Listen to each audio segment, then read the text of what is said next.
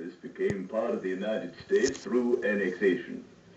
One could almost feel the nation growing, building, expanding. But as it grew, the specter of slave state versus free state was growing too. War with Mexico and another compromise between North and South occurred during my successor, James Knox Polk's term. My battle cry was 54-40 or fight. And that was enough for England. She agreed to settle the boundary of the Oregon Territory. Then Mexico disputed the southern boundary of Texas, refused to arbitrate, and struck first.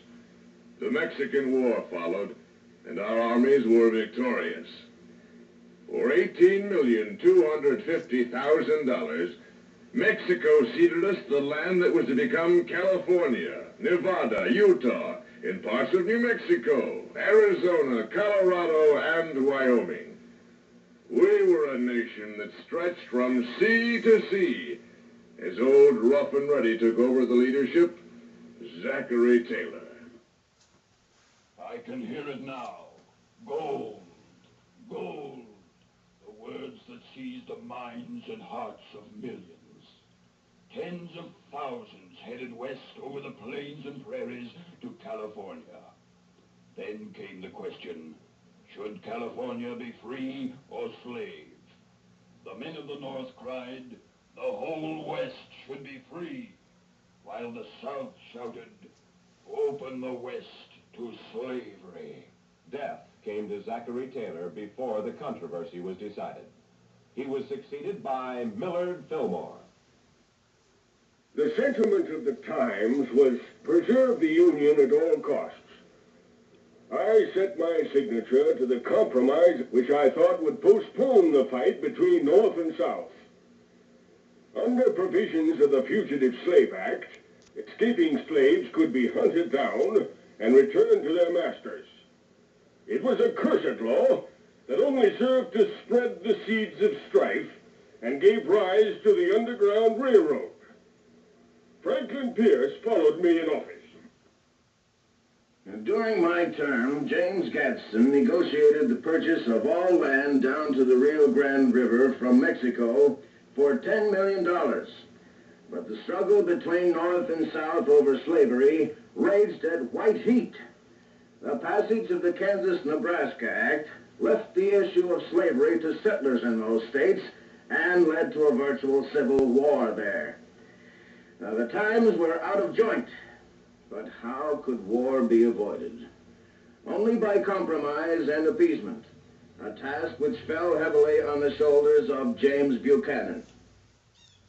Mine was the thankless job of trying to prolong the fruitless compromises of slavery and freedom. But during my term came the Dred Scott decision, the Lincoln-Douglas debates, and John Brown's raid at Harper's Ferry. The die was cast, and I was helpless. Secession! It came in February 1861. 7 states had left the Union. Jefferson Davis became president of the Confederate States of America, just 2 weeks before I turned my office over to Abraham Lincoln. Saving the Union was my only aim. A house divided against itself cannot stand. But in April 1861, the South opened fire on Fort Sumter and the war was upon us. In 1862, I signed the Emancipation Proclamation as a symbol of our resolve to cleanse the nation of the hated institution of slavery.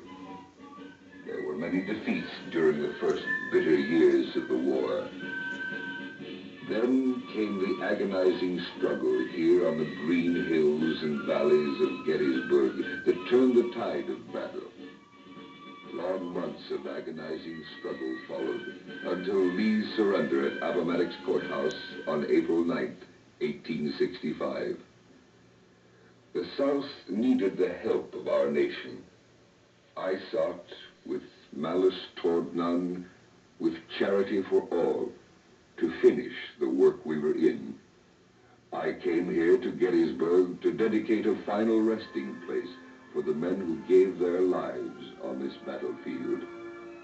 I prayed that these dead shall not have died in vain, that this nation, under God, would have a new birth of freedom, that government of the people, by the people, and for the people shall not perish from the earth.